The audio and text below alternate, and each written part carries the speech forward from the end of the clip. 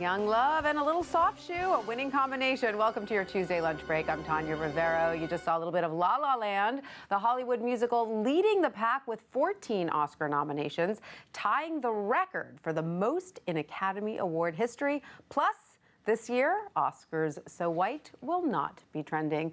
Joining us to discuss some key takeaways from Tuesday's Oscar nominations is WSJ Senior Editorial Director Christopher Farley. Chris, great to have you here. Hey, thanks for having me. Appreciate it. So, wow, La La Land on a tear, tying with Titanic and All About Eve for the most Oscar nominations in history? Yeah, it certainly has a lot of momentum. It was nominated for multiple awards, including 2 in the Best Song category. But you wondered, did it peak too soon? Because just this weekend on Saturday Night Live, there was a skit kind of making fun of people that love La La Land too much. So there could be a backlash, Yeah, you're saying? Yeah, it could be. It's still an excellent film. Critics love it. People that see it seem to love it.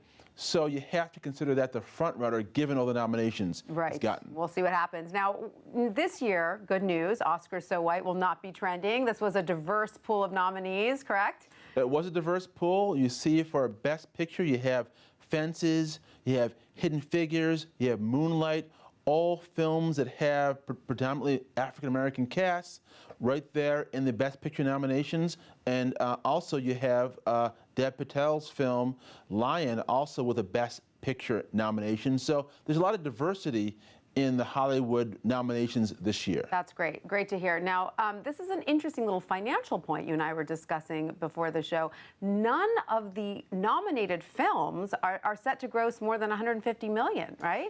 We love these little interesting financial points at the Wall Street Journal, don't we? Yeah, right now, Hidden Figures, one of the highest grossing Best Picture nominees this year, is hovering around $100 million. It'll probably pass it, especially with these nominations. I think you can expect Arrival, which is also up for Best Picture, the science fiction film featuring Amy Adams. That will probably pass $100 million at some point. It hasn't yet. So if they had nominated some films that were snubbed, like Deadpool, which was up for a Golden Globe, perhaps they would have had some more box office titans there, but they didn't. Right. And so they had these films that are around $100 million, but aren't huge mega blockbusters. And the weakest financial showing since, I guess, 2009 in terms of film. Do you think it's just too difficult to make a good film that is also a blockbuster? It is.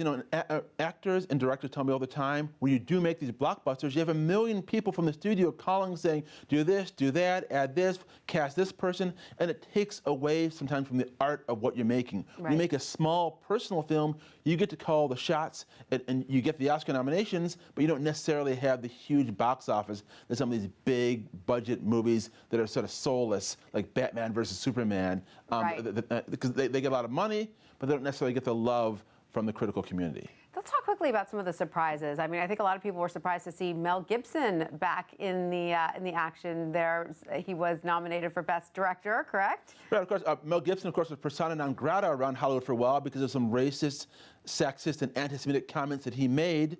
But now it looks like he's being welcomed back into the Hollywood community with open arms, at least for nominations, because Hacksaw Ridge, his film, is up for Best Picture. He's up for Best Director. The lead of the film is up for Best Actor. So he's got a lot of nominations there for his film. Let's see if he can follow through and win any of them. Now, what about some surprising snubs, Chris? There were some people like Denzel Washington who didn't get a nomination. Well, he did get a nomination for Best Actor. Fences is up for Best Picture. He didn't get a nomination for Best Director, which was sort of surprising because it was considered a very well-directed film. There's some other snubs, too. Amy Adams didn't get a nomination for Best Actress for Arrival, and the film's all about Amy Adams. It could have been titled Amy Adams' Arrival. It's all about her. Right. So she was snubbed. Annette Bening for 20th Century Women, people thought that she would get a nomination.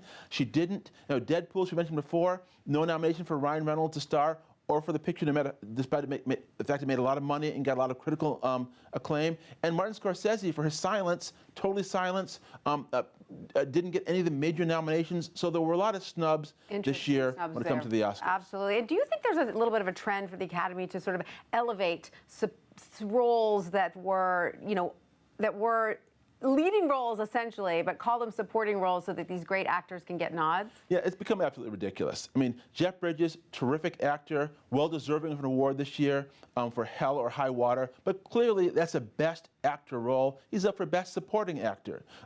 Viola Davis, she's up for Best Supporting Actress for her role in Fences. clearly That was as a a leading Best role. Actress role, deserving the nomination, but she should have gone up a category.